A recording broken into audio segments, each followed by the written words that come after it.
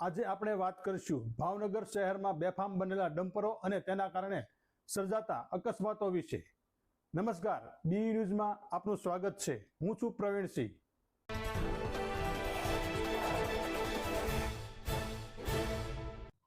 ભાવનગર શહેરના વાલકેટ ગેટ પાસે બનેલી એક ઘટનાએ શહેરીજનોને ફરી એકવાર વિચારવા મજબૂર કર્યા છે। એક બેફામ દોડતા ડમ્પરે મોટરસાયકલને અડફેટે લેતા એક મહિલા અને એક યુવકને ઈજા પહોંચી હતી। તેમને તાત્કાલિક સારવાર માટે હોસ્પિટલ ખસેડવામાં આવ્યા હતા। જોકે તેમની ઈજાની ગંભીરતા વિશે હજુ કોઈ ચોક્કસ માહિતી મળી નથી, પરંતુ સવાલ એ છે કે આવા બેફામ ડમ્પરો શહેરના રસ્તાઓ પર કઈ રીતે દોડી રહ્યા છે। અવારનવાર અકસ્માત સર્જીને આ ડમ્પર ચાલકો ફરાર થઈ જાય છે।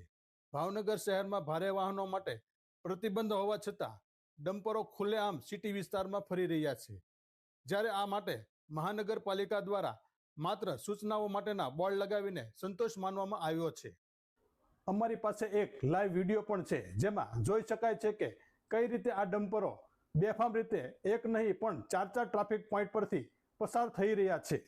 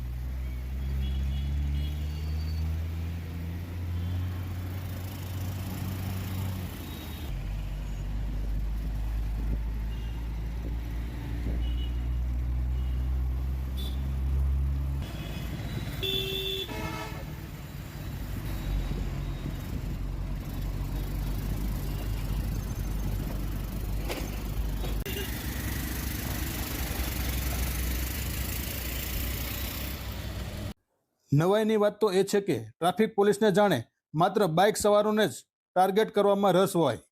રસ્તા પર બેફામ રીતે દોડતા આ ડમ્પરો સામે જોવાનો સમય પણ ટ્રાફિક પોઈન્ટ પર ઉભેલા ટ્રાફિક પોલીસ પાસે નથી, ત્યારે તેની સામે કાર્યવાહીની તો વાત જ ક્યાં કરવાની રહી।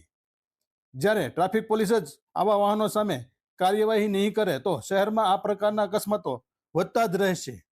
ત્યારે લોકોના મુખે એવી ચર્ચાઓ થઈ રહી છે કે આવા બેફામ રીતે દોડતા ડમ્પરો સામે આરટીઓ અને ટ્રાફિક પોલીસ ક્યારે કાર્યવાહી કરશે? શું શહેરીજનોને આ બેફામ રસ્તા પર દોડતા ડમ્પરોથી મુક્તિ મળશે ખરી? આશા રાખીએ કે તંત્ર આ બાબતે ગંભીરતાથી વિચારશે અને વહેલી તકે કડક પગલાં લેશે, જેથી ભાવનગરના રસ્તાઓ સુરક્ષિત બની શકે। બી ન્યૂઝ સાથે જોડાયેલા રહો। વધુ સમાચારો માટે જોતા રહો બી ન્યૂઝ। નમસ્કાર।